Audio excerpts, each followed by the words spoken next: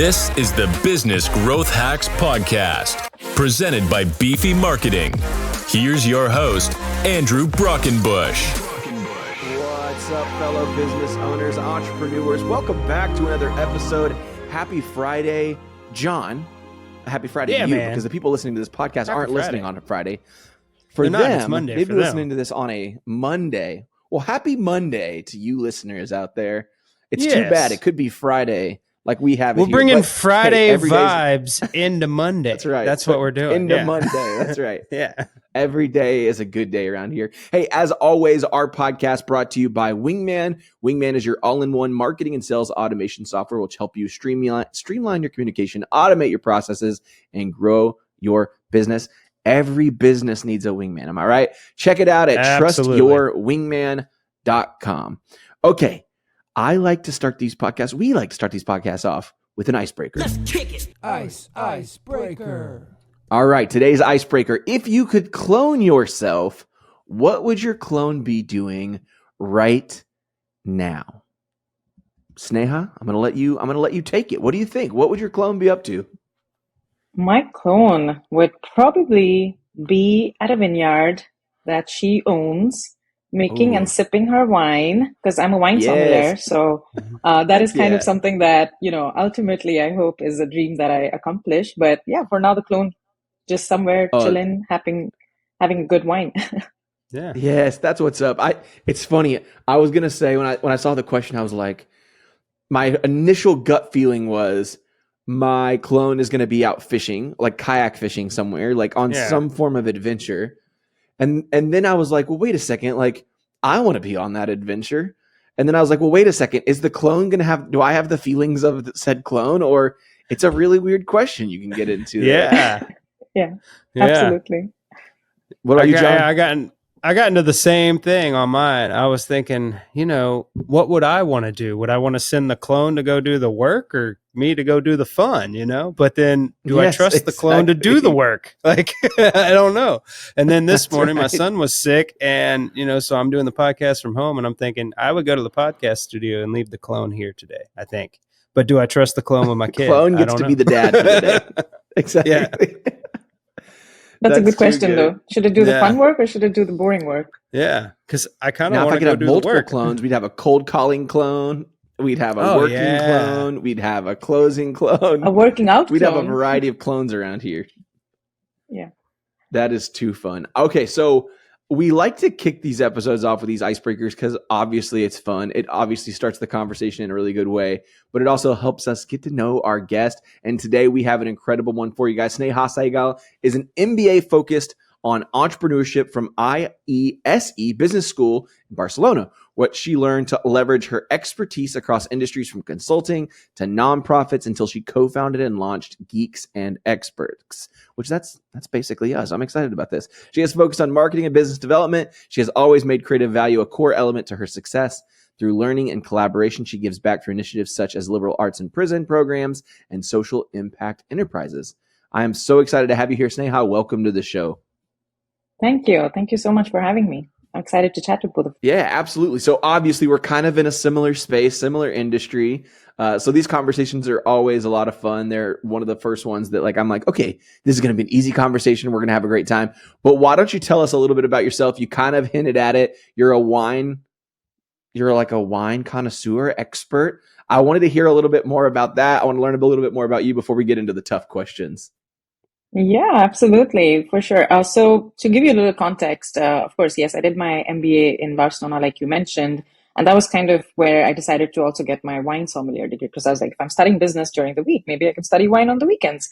So that's just something that I'm passionate about on the side. But professionally, I've been in different industries, right out of college. I started working basically in the prison program in Iowa, which was teaching mathematics to incarcerated men. So that was my segue into joining the social impact sector back in India, because that's where I'm from.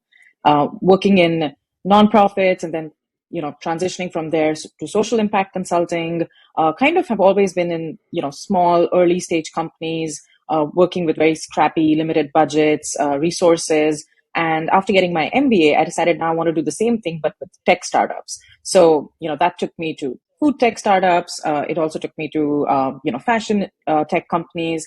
And having been in early stage companies was when I realized that very often your needs are so dynamic and volatile. You could require some kind of fractional expertise for the next 3 months and then not have a need for it for a bit. And specifically when it comes to PR, that is kind of the bread and butter of what we are seeing at Geeks and Experts. That at the early stages of a startup, you don't need to hire like a huge agency to do PR for you on a 1-year retainer. Maybe you need somebody to come in to do that PR sprint for you, whether that's for a new product that you're launching or a new feature that you're launching, or you're doing a fundraising announcement that you need help for. So that's kind of the sweet spot where we're at right now. We work with seed to Series A startups across different industries. So think, beauty, CPG, fashion, edtech, climate tech, and we match them with PR specialists who have those domain expertise to work on their PR efforts. So in a nutshell, that's what we do. Of course, we do have, GTM sales experts, but the bread and butter is PR for us at Geeks and Experts. That's so cool. It sounds like having that experience, a number of experiences, obviously, not just one single experience, is really what kind of helped you guys define what you're doing now, right?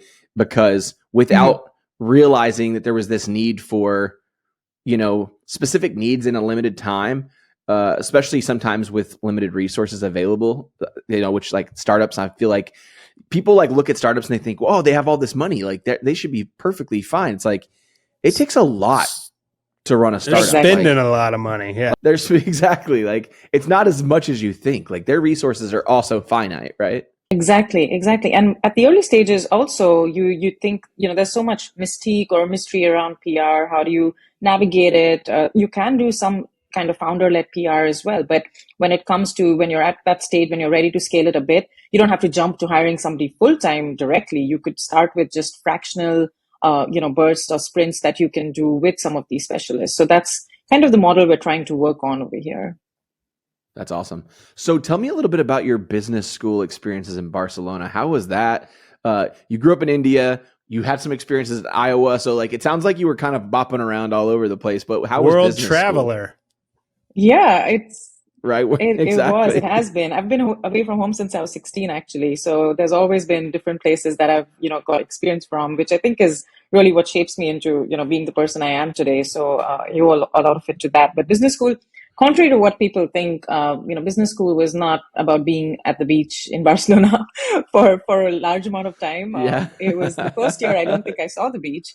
So definitely very, very hardcore, a lot of intense courses. So the case method is something that IESE actually adopts. So we follow case studies, we take deep dives into those. So it's not so much material and, coursework, but it's more casework. So deep diving into case studies, of course, you're, working with your teams, which you're allocated to. And then the second year was a little more, fun in that regard, quote unquote, where you get to select certain courses that you want to deep dive into. So for me, I did, a course on entrepreneurship, which was amazing. I did one on negotiation, which I really, really loved, because I think those are some of the tools which really have come in handy now, when I'm working on my own business. So all in all, it was a great experience. Yeah. That's so cool. And then how did you make it to Iowa? Like, I feel like we're talking about very opposite places of the world. Right. Yeah, absolutely. So Iowa was because I was in Grinnell College, which is a liberal arts college in Iowa. And when I was applying to schools, having come from India, my family, we were really, kind of doing our homework to figure out what kind of schools would be good to go to, what kind of courses and I didn't know actually what I wanted to specialize in. So liberal arts just really provided that opportunity to figure out, what are the different courses you can start with and then narrow down your major. So it gave me the opportunity to do like religious studies. It gave me the opportunity to do mathematics. It gave me the opportunity to do like a whole lot of, psychology courses as well. And then decide in the second year that I want to specialize in economics and global, development studies. So that was the idea, was to, be in a liberal arts college. Now, how Iowa came about, I guess there are many, many different reasons or, just how I landed up there. But one of them being my parents, I guess, were a bit concerned about just being in a big city and not getting any studies done. So, it was being in Iowa was just an experience I don't think I would otherwise have, because now I live in New York and I know exactly what it's like to live in a big city. And having come from Bombay, of course, I know what it's like. This feels at home. But Iowa was just very, very eye-opening, very refreshing. The campus community is splendid. So you will not replicate that. In a big city campus, is very hard to replicate that same energy and camaraderie. So that's how I landed up in Iowa for 4 years. Do you ever go back, or are you done with Iowa? It's funny you ask, because I was matched with a host family there, like a local family that kind of adopted me as an international student. And, we would do all our big celebrations together. And so I'm hoping to go back, because my host sibling is getting married, and, maybe it's a time for me to revisit and see them. And they visited me in India when I got married 2 years ago. So, everything is about like just coming full circle and having those bonds that have lasted now, 10 years, because I graduated in 2012 and we're in 2024 almost. So, yeah. That's so amazing. I want to learn, obviously, like, I want to talk about business, obviously, and we'll get to that, because like that's what you're here for, right? Like, we're here to talk to business owners. But like, I feel like your experience with like a lot of the social justice components have had to shape a lot of what you're doing, especially like I've seen startups do a lot of that. How do you see the role of businesses, small businesses specifically, being able to contribute to these positive social changes? I mean, obviously you've got a number of examples, but like, I think that that's like an important conversation, especially for the startup world. I love that question. Thank you so much for asking that. I strongly feel one of the pillars that has, started right from when I worked in social impact was empathy, because you're literally putting yourself in the other person's shoes and seeing how can I create impact, or what can I do to make one person's lives better, And in business, when you're actually working with clients, even though, yes, you might be making money, maybe it's not a nonprofit, but you're still trying to create impact. And specifically for me, being a woman entrepreneur, being an immigrant, I think for me, the biggest value that I want to get out of Geeks and Experts and working with clients is sharing the stories of underrepresented founders. So how can we highlight their stories? How can we share the different backgrounds they come from and help their businesses grow along with that? Because storytelling is such a big part of any founder's journey, any small business owner's growth. So that is something that we want to equip them with, is to be able to shine. That's amazing. Yeah, I think for me, it goes back to the fact that like people buy from people, not businesses, right? And that's who they trust. And I think whenever a business or an organization can tie what they're doing from a profitability perspective to something that actually means something more impactful to them, like we always talk about like the why, getting back to your why. I feel like it's just good business. Like, sure, from a branding perspective, it's beautiful, right? Because it's like, oh, it's so amazing. They're such a great company. But like, even beyond that, hopefully that like flows into like their core principles and their values and their ethical responsibilities to their communities. And I just think that there's so much power that can be done by for-profit companies doing stuff in the nonprofit sector. Absolutely. That's so true. And I think, like you said, the why, the purposeful intent, I think those are really meaningful things to think about, even in the way you're functioning, in the way you reach out to clients, in the way you do follow-ups, in the way you, close contracts. It's visible when you're doing all of those things. Yeah, absolutely. So obviously we need to move this conversation along to the business side of things. And there's a topic that you discuss, and obviously it's a big part of your business, and it's something that we've been discussing a lot on this show and just as a company over the last few years, is this like idea of fractional talent. You'll hear people talk about like fractional CMO or fractional CFO or fractional, HR, PR, like it's all over the place. It's like a really hot topic right now. For the businesses and the agencies that are listening to the show that might have never heard of fractional talent, could you kind of tell us a little bit more about that and like why you think that's like a trending topic and why it's so valuable to businesses that could use your type of expertise? Yes, for sure. So I love to explain fractional talent literally by breaking down the word fraction. It basically means you have experts who can work on multiple companies for a fraction of their week. That's why fractional. And essentially, I think it's making its way around right now, kind of maybe in a bit of a rebrand, but also because it's more of a curated or a thoughtful matching of a company with an expert. And the reason being, of course, having been through the pandemic, a lot of people decided to have like multiple income streams, like they're working a full-time job, but they also want to maybe start another, company on the side or an independent consultancy on the side. And I think the best part about the fractional resources is for these companies that are on a little bit of a limited budget with the kind of environment we're in economically, you can utilize some of these resources and still move the needle for your company. You can still achieve the results that you want without having to hire somebody full-time. I mean, full-time hiring, I think, almost adds up to around $4,000 per hire, which is a lot of money. And if you're at the early stages and you're just looking to get started on, getting your marketing or PR efforts going, and you hire somebody on a fractional basis, that just means you're getting that expertise, but literally also at a fraction of the cost. So I think it's a great tool that companies can utilize. And to differentiate it slightly from freelance, right? So it's confusing sometimes because I think a lot of people think that's the fast fashion version. That's when you look for a freelancer to get a logo designed, and you can get that done and you can move on. But in fractional, you're more involved in the process. So not just directly on delivering a product or a deliverable at the end, but more about how do you work through the process? How do you get from point A to point B? And what are resources that you can apply while you do that? Yeah, that's, I hate to compare it to this sounds so bad. I hate to compare it to like a timeshare, but I think of it in a similar way. It's like not everyone can afford to buy a beach house. Not everyone can afford to buy some, really nice membership to a country club or whatever. But we all could benefit from the benefits, if you will, the features and benefits of that resource.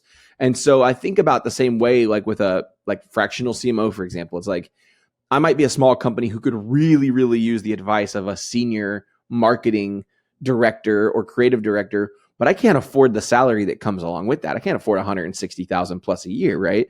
But wouldn't it be nice if I could just get that guy's time for a few hours a week, right? To just shine light in spaces that I need, to grow and develop. For me, I see it very similarly. I know it's not the same, and I know that timeshares have negative connotation. So I don't want people to think. But I love that analogy. That's an easy way to break it down. Yeah. But I like what you talked about though, and I want to deep dive into this about they're not necessarily freelancers, right? I mean, how would you? I mean, I think I kind of already mentioned it, and you have too. But these aren't just people who are sitting at coffee shops who have spare time to offer value to you, right? How would you say there's a differ between fractional talent versus just contract, freelancers essentially? Yeah. So that's kind of, going back to the output or what you're expecting to get from hiring somebody. So with freelance, I think it's a very set understanding of these are the deliverables. So if you're hiring a designer or a product developer, they have certain outcomes that they're going to deliver and they'll give you that time frame. But with fractional talent, you're integrating them into your teams, or you're integrating them into your systems as much as possible so that they are embedded. So it's kind of like a plug and play almost, if you want to call it that. But it's not so much about, okay, what are the deliverables that you're going to give after 6 months? It's more about what are the processes that we're going to implement? What are some of the strategies that we're thinking about to get from point A to point B? So it's different from that sense is my understanding. And, what I've experienced with when we're talking to our clients and telling them about what they can expect when they hire a fractional PR expert for their company. Yeah, that part is really valuable, is just knowing when you need that talent, and knowing when you need those resources. And I think that that's obviously what you guys have done, is to kind of just made that a simpler process to kind of pair companies, especially those startups, with PR experts. How do businesses identify when it's time to bring in somebody without necessarily making a full-time hire? Yes, that's a great question. I think when you're starting out, yes, it's important to understand what your goals are for PR. So having, been at a certain stage, maybe you're doing a fundraising round, you're going from seed to your Series A, you're leading up to the fundraising. Maybe that's a good time that you want to do some PR work. But I think it's important to identify also what are not the goals you have for PR. I mean, is your goal to be on the front cover of Forbes? Then that's a very vague, goal that all entrepreneurs have. But does that really move the needle for your company? So you have to really identify what are the objectives, what are the goals. So when we do an onboarding call with the client, we try to understand where they're at in the business, where do they see themselves 3 to 6 months from now, Are they launching a new feature? Is that something that we could help them, do a PR tour or a PR sprint for? And then also identifying what are the needle movers, what are the niche publications, trade shows, speaking engagements that pertain to them, because very often, everyone likes to think of these big media outlets and getting there, which is great. I mean, it's lovely to have those dream publications, but narrow down and see what's your core company's focus. If you're in fintech, then there are a lot of niche publications that you should be targeting, that speak to your audience, because those are where you're going to get I say, quality over quantity, of course, but also one size fits all does not work in PR. You really have to figure out what is your goal right now, which will be very different from what it will be 1 year from now. Yeah. I think the goal, it's so funny too, because every single podcast episode is always centers around goal setting. You can't do anything in your business without setting those goals and putting a plan in place. I had a question that I don't know if it's loaded or not, but from PR standpoint, how do I ask this? Do you feel like every business needs PR, right? And I think we kind of both know the answer to that question, but then also, how much is it the company's responsibility versus the fractional talent's responsibility? That's an interesting one, right? Because whenever you're looking at hiring a fractional expert, there has to be such a match in terms of the values, in terms of just your understanding of what Sure. The executive can do for you. They're not necessarily going to do all the work. You have to integrate them and offer resources. So I love that you asked that, because 100%, I think, yes, you need to identify who's the right person that fits. So obviously looking at their track record, looking at their finessed media relationships, what's been their experience in the past. Because again, with PR, you need to have somebody who's had those industry expertise. So somebody who's worked in travel cannot do PR for a fintech company. It's really, boils down to making those matches. And that's where we step in to make sure that that alignment is there on the goals front, on the value front. Going back to what we were chatting about, the good factor, or something that can't be explained, it's an intangible, but if that alignment is there for your values, that's also something that strengthens your relationship. So when you onboard somebody, you have to be as involved to give them that information, give them the right tools, the resources, and the flexibility to be able to, take the lead on some of these projects. So not so much micromanaging 100%. or, handling everything A to Z. That's the whole reason you're hiring somebody externally. Yeah, exactly. Yeah. And that's the kind of reason I asked, is I think about it even in our industry.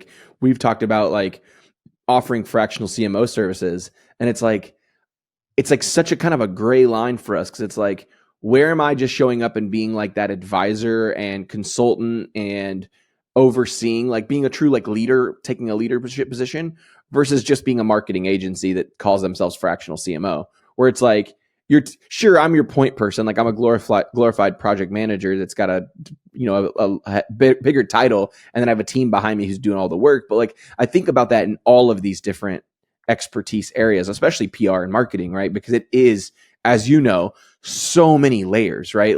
PR is not just let me call my friend down at the Times and send him your information and all's going to be good from there, right?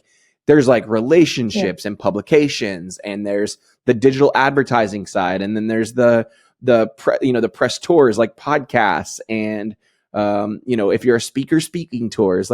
There's so many layers there. And so it's interesting to me, just the fractional topic in general, but how, I guess my bigger question here is, how can businesses make sure that they are leveraging the talent to the best of their ability while also managing realistic expectations? Yes, for sure. I think over there's some work that needs to be done when you're onboarding the fractional executive or the fractional talent for, let's take PR, right? Is the goal to increase thought leadership of the founder, of the business owner, tell their story? How did they build this business? What were their goals? That's kind of different than if you're looking to build PR for the brand specifically, maybe because you want to get investor interest down the line. So I think when you're getting external, fractional experts on board, just identifying what are the tools that they need that will help them get to the goals that you have.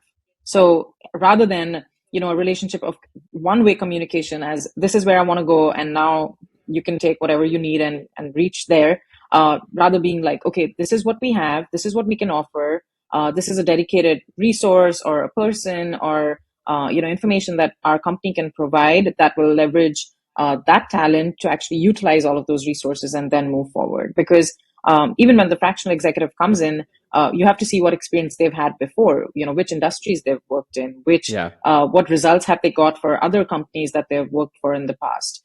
Just to kind of understand what is their process. And that I keep pointing out the process because I think that's so important to understand, because without identifying what that person's process is and their way of thinking or how they problem solve or how they tackle certain situations, it's hard to understand, how they'll be able to work for your company or what results they can drive for you.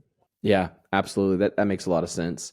What is the process of like engaging? I mean, specifically with your company, because obviously like that's what we're here for, right? Like we want to promote what it is that you're doing, and I have no problem with that. So what does that normal process look like for a company who's looking to engage a fractional PR expert? Yeah, for sure. So essentially think of it like, a marketplace which has PR specialists from, I can say, as diverse as true crime podcast tours right up to travel, literally across the spectrum. And so when you looking at getting PR specialists on board and you have different kinds of budgets, maybe you have maybe just $1,000 or $1,000 per month right now, and you want to do this for a 3-month sprint rather than signing on an agency, maybe that'll make you do a 1-year minimum retainer. So you come in with those requests and goals in mind, and then we'll do an onboarding call to understand what your goals are.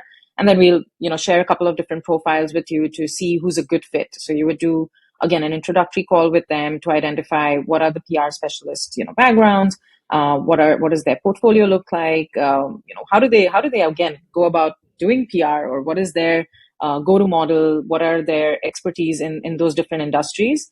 And the way we work is once the contract is signed is then when we would have like a success-based contingency, kind of take rate. So that's the model we've adopted right now. And we're actively onboarding PR specialists across the spectrum. That's amazing. So this is like so fascinating to me. Obviously, like I get the process of this, right? Like as a bigger picture, but it's just fun specifically for PR and marketing in general, because like for me, again, like I know how much goes into that. I'd imagine that as a part of your business, you're also, tell me if I'm wrong, always looking to engage additional talent too. Is that right? Absolutely. That's something that we actively do. We're onboarding talent, and it's a lot of, going by referrals, going via word of mouth, through networks, just so that we want to make sure the quality of the talent that we have on board also matches. Because that's something that is also important to us, is to vet the talent and make sure that it aligns with, the kind of quality we want to maintain. Yeah, that totally makes sense. Is there any reason why someone should go with just looking for someone themselves and taking the more traditional approach to like vetting their own talent? Or is it like a no-brainer to go with Geeks and Experts? Yeah, it's definitely, think of it like you could go and do the scouting on your own and, reach out to networks and then try to find people who meet your specific industry needs, or you could come here to just get a whole pool of people who fall into that category. Because, when you're searching, you might come across maybe a couple people who are specifically in fintech or in beauty that your company is in. But when you come here, we can probably help you find different budgets, but for the same kind of need. So if you have somebody who's starting at, a couple of $1,000 going up to like $10,000 per month, you really have the whole spectrum in front of you to see, what kind of seniority do you want? What kind of goals do you have in mind? What is your budget? And also what are the different, kind of processes that these different experts bring to the table? Yeah. That's, to me, that it is a no-brainer, right? Like, and I know that you have enough humility to not say that on the podcast, but like, I'll say it for you. Like, as someone who has been on this side of hiring, it's so much easier for, HR teams or executive CEOs, whatever, when they're looking for talent, to go to a marketplace where people have already been vetted and there's already been that due diligence, and we already have put all of their common, skill sets in one place for you to look at and say, oh, that is the thing I'm looking for. It's like, if I can narrow my focus down, like that's the beauty of like where talent and technology intersects, like, is that like it makes it so much easier than back in the day where you would have had to have 100 interviews and you hope that the person that you hired because y'all both liked the same sports team worked out, only to find out a month later that they were a bad culture fit. It's just like, crap. Yeah, like, we've already absolutely. put all that money, time, and energy into onboarding that person. I would say that that's probably another value of working with a team like you guys is if there needs to be a change, I'd imagine it's not crazy hard like it would be if you had hired somebody. Is that a good assumption? Yes, I 100% agree with you there. I think the vetting part of it is so huge. It's just a lot of the admin part of it also that's taken care of, right? Because you're you kind of outsourcing that whole process of identifying, then setting up time to connect and doing these onboarding calls. I mean, all of these things take a lot of time, but if you have that one point of contact that is able to help you with all of that, so kind of like a hub and spoke model, right? You have one node that then opens up to so many different opportunities that you can just select which path you want to take going forward, as opposed to kind of trying to go out all on your own and in different directions, trying to find that one fit that would work for you. Yeah, that 100%. I think that saves you so much time. And the reality is, like, that's the one resource we can't get back. We talk about it all the time, how like time is like the one thing that, like, if we could have more of, we'd all be in a better place. And it's like, as executives, as entrepreneurs, we need to be finding ways in our businesses to maximize the time we have. And it's as simple as small resources like this, where it's like, why are you spending hours and hours trying to find the right person when you could visit a website like yours and immediately be plugged into the right fit, right? And not just finding the talent, but also, I'd imagine you're also spending a lot of hours thinking about, what am I going to do from a PR perspective and what is the right approach? And it's like, dude, stop. Like, we always tell people, trust your experts. Let people do what they're good at. If you're a good visionary, but you're not a good PR guy, then don't try to be a PR guy. Like, leverage the talent that exists out there. Trust yourself that you hired the right people. It's exactly right. It's exactly right. I want to take a left field question for you here. It's a little bit more on the nerdy side, or whatever you want to call it. But as a founder that's kind of really in a technology / human space, you're kind of somewhere in the middle there, how do businesses make sure that they are using the right amount of balance between automation and human expertise? Because with the kind of rise of AI right now, which every single day I'm getting a new demo of a new AI tool, and it's freaking me out a little more and more every day. And it's amazing. Don't get me wrong. It is so incredibly amazing, and I'm excited about what will happen. But how do businesses make sure to adapt and to, again, leverage both in a good balance? I love the balance word is so key there, Andrew, because, I think when we're talking to a lot of our clients, it's important to kind of highlight when you're doing PR, especially if you're reaching out to journalists, for example, if you're reaching out, to pitch your story, your founder background, business, don't use AI to write your pitch and ship it to them. I mean, it's got to be a little more, hands-on than that. You have to do some homework. You have to do your due diligence. I mean, in things like this, and I love that you mentioned, the intersection of humans and technology, because I think the human component is so important to hold on to when you're having those interactions, because otherwise, what's the difference between somebody else also who's generated a pitch written by AI and sending it to multiple journalists? They can read through that. So just to take this one example, maintain the human element. Make sure that, of course, use AI for, ideas, use AI for, maybe just other inspiration or some kind of data accumulation. But when it comes to actually refining what you're doing, or let's take this pitch, for example, make sure that there's, human element involved there that makes it look like you gave it some thought, that you actually put in some energy, with doing some homework, reading about the journalist, writing about something that they wrote, engaging with their content online. So just to take that one example, when it comes to the intersection of human and tech, I think that is the key is balance. I'm not saying that there's no room to use AI. There's definitely a lot of room in which you can utilize it to, get ideas for your business. But it's important to understand it cannot fully replace it. It can definitely give you tools, or it can equip you better. Yeah, I agree, because we have to be so careful not to allow, because I hope to not say this and offend people, but I kind of do. Like, we're inherently lazy sometimes. Like, we always are looking for a shortcut and the quickest path. Like, it's just, I don't know if it's just like in our DNA or what you want to call it, but we can't allow that to take over everything we do. Like, it's already sad, like from a human perspective, it's already sad to see what social media has done to like society and how much it's changed us as even the way we interact with each other, because it's just different. Like, I'd imagine we're a similar age. So we grew up with social media, like just starting to be kind of cool. Like MySpace was like, oh, MySpace, right? Like, so it's just like, now it's completely different. Like all these other social platforms that like people are just like so like entrenched in has really changed things. And so like, even when we educate businesses on AI, it's like, hey, like, use AI to make you more productive and make you more efficient by helping you like rapid prototype ideas. But if you lose the human component, you're not going to win. It's just, it's already been proven time and time again. People want authenticity. And if you don't remain authentic, it's just not going to be successful. And like, I think that rings true in PR more than ever. Like, when you think about the fact that there's probably millions of pitches happening every single day, your AI generated pitch is going to look like every other guy who's using AI generated pitches. It's just not going to land well. And I think it even boils down to even your personal brand. You know, when you're using tools, you have AI tools that you can use to amplify that. But again, there's got to be such an element of your voice, your story, showing up in that. So I write a lot on Medium.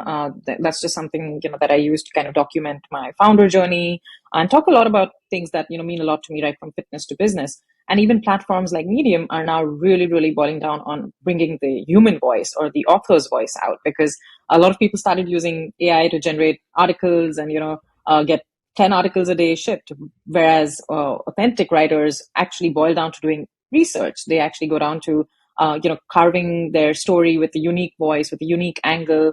And I think that really shows, in the algorithm. It shows in how your content is received, how people react to it.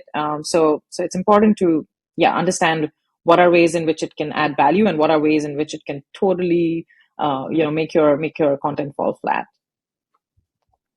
Yep.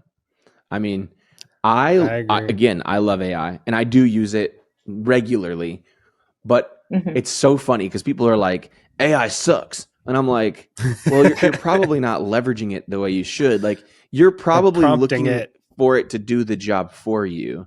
Right. Yeah. And the better for one, I mean, we're going off on a tangent here, but the better the prompt you put in, the better output you're going to get. But even beyond that, if you take what it gives you and then make it your own, it's that much better. Right. But so many people are just, again, looking for that shortcut. It's like, dude, you would have never been able to write that 1,500 word blog post in 30 seconds. So take the extra 5 minutes to personalize that blog post for your brand, for your image and your voice. But instead they're just like, oh, that was so cool. It did it in 30 seconds. I'm going to publish it. And it's like, dude, like, come on. Like, don't be that lazy. And I think it's, like, kind of boils down to what you don't know, you don't like, or you're afraid of. I think it's a little bit of that. Yeah. It does take some trial and error and just, experimenting. Run some experiments, see, where it stands out, where you get the results. So you can always utilize that to your advantage.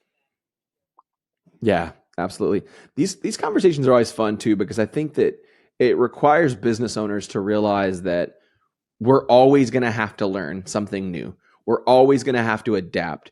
We're always going to have to rely. This is where it like really lands though, is like, we're always going to have to rely on our experts. Bottom line, like, even in all of these things that are progressing, we're never going to know it all in our businesses. There's just no way we possibly could. We've got so much on our plate already. We're trying to have a personal life. We're trying to run a business. We're trying to help, grow sales. We're trying to cast our vision to the team. It's like, you can't be expected to know everything. And that's really where a company like Geeks and Experts comes in, because it's like, hey, you don't have to. Like, you don't have to know everything. Like, let us do the heavy lifting. Let us do the stuff that you don't want to do, and then allow that to grow your vision. Because at the end of the day, I think most business owners, to some extent, have just a little bit of pride, and they want to be successful, and they want to see their vision through.